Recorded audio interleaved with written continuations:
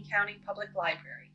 Today, I'd like to show you how to make a fairly simple craft that I'm going to have available as a take and make kit in September. This is involving no sewing whatsoever.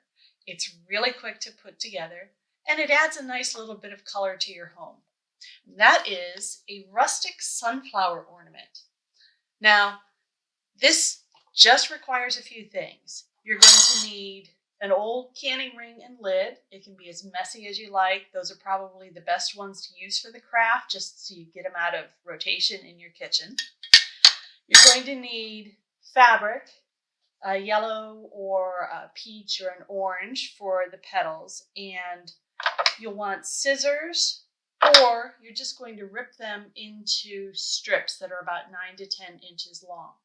Now, ripping them, you'll want to make cuts like about 1 inch apart on the fold, and then just tear along the grain line. The ripping gives it that extra rustic effect, but if you want to just cut them so you've got clean edges, that's fine too. And you're going to need a lot of them, depending on the size of your ring. I'm using just a regular canning ring here, but I'm going to show you today with a wide mouth. Use whichever one you want. The other thing you're going to need is a piece of dark fabric that is cut the same size as the lid, because that's what's going to give you that nice dark center.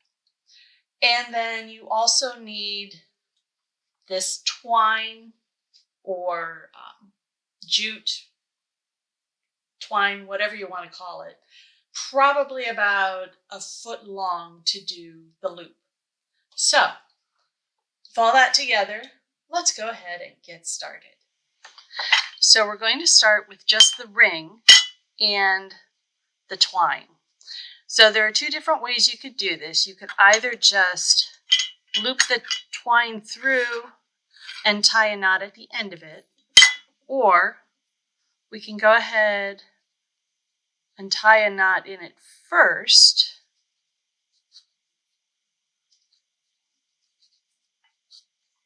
And this probably isn't the best knot to tie. A square knot isn't always the strongest.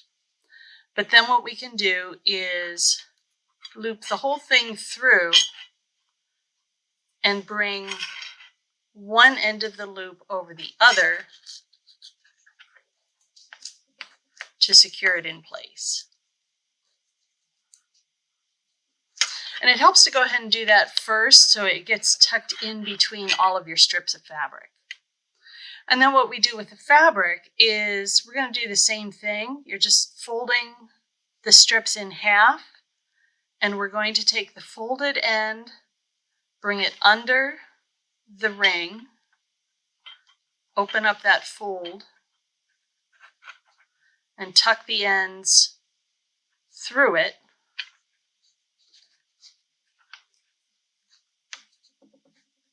And then tugging it in place. You can flip it around too. It depends on how you want it to look. I like it just bringing the loop through like this and tucking my ends through, and how that looks.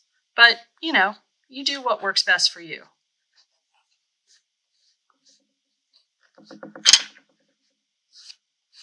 So that's all you do. You just keep working it all the way around. And you want to keep doing it the same way. So if you start off with bringing the loop under and up, and then bring your tails through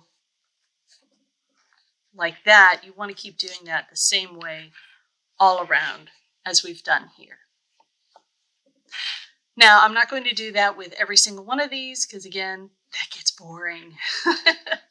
But I'll just show you when you're done, you've got your fabric and lid together, and you might secure it with just a little bit of glue or tape.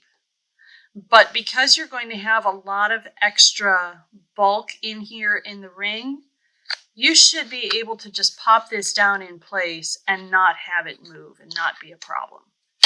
That's what I've done with this one. I actually had some extra fabric around that tucks in with it, but this is staying in a pretty sturdy fashion. If you want, you can cut a piece of cardstock that's the same size as the lid and just glue that down on top here on the back to make it look more finished. Totally up to you. Or you can just keep that rustic look going.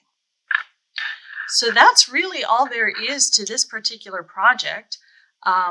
Like I said, there's no sewing involved. You get to rip things up if you feel the need to relieve some stress. And I will have all of this together in kits for you to pick up in September. Now, these are kits you will need to register for, so I know how many to make.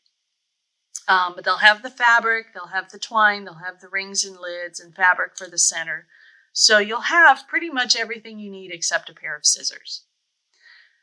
I hope you will give this a try, whether through one of our take and make kits or just on your own. And in the meantime, I hope you'll stay healthy, be kind, and get creative. Bye-bye.